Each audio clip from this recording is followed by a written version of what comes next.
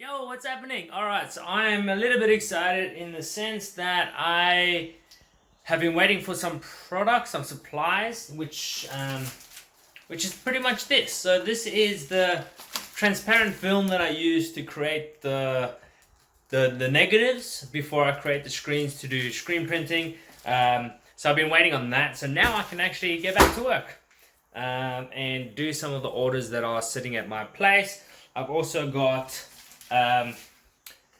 some shirts that arrived, so that is for somebody in Sydney, which is really cool because I think it's for a TED thing, like TED Talks. Yeah, how cool is that? I get to print their like I've watched so many TED Talks and stuff like that, but I actually get to print T-shirts with their logo on, so that's kind of cool. I'm excited about that.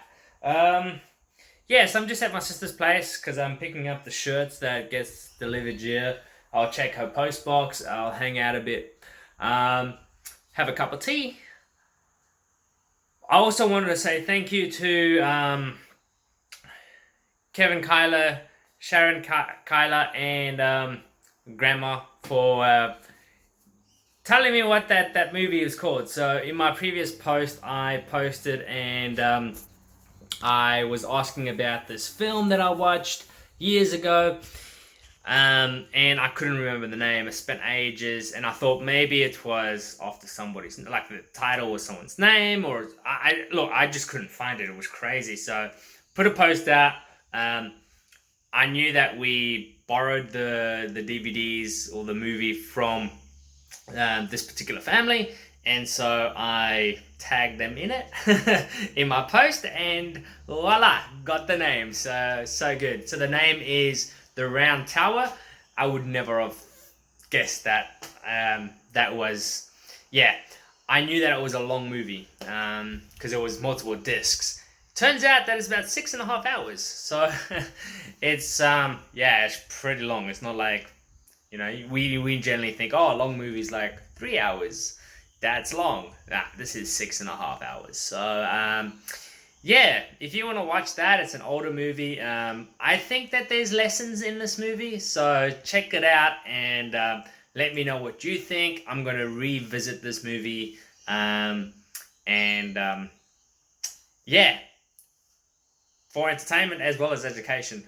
I don't know if there is education in it, but I think there's lessons in different things, so I'm keen to find 6.5 hours somewhere in my day to watch that or binge on it, maybe over a few days.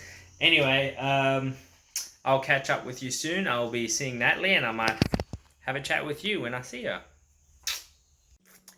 Yo, what's happening, guys? So I said I was going to touch base. Coming back, I have just arrived at Natalie's place. Hey. Hi. Sorry, my big head got in the way. She's making food. I'm so excited. Dinner. Woo! So good. So good. So one of the things I wanted to mention quickly is restrictions. So we're in this awesome life of just craziness. I'm pretty sure in one of the other videos I said something about, borders closing, restrictions.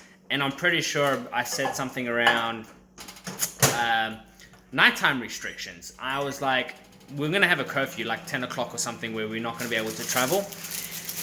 I believe that that's possibly still going to happen in Australia. I don't know when or how, but they just take everything super, super extreme right now, which is beneficial to them.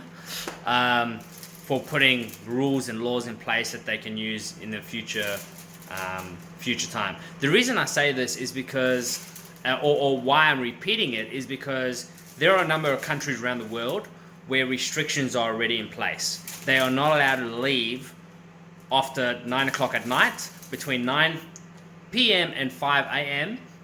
If they are actually in the street, they'll get fined and they can be put in prison. So if it's happening other places, the likelihood in our current circumstance is it could happen, yeah. And yeah, sure, different kind of government, but currently we don't look any different than any other government around the world. So, yeah, I thought I'd leave you with that. Have a great night.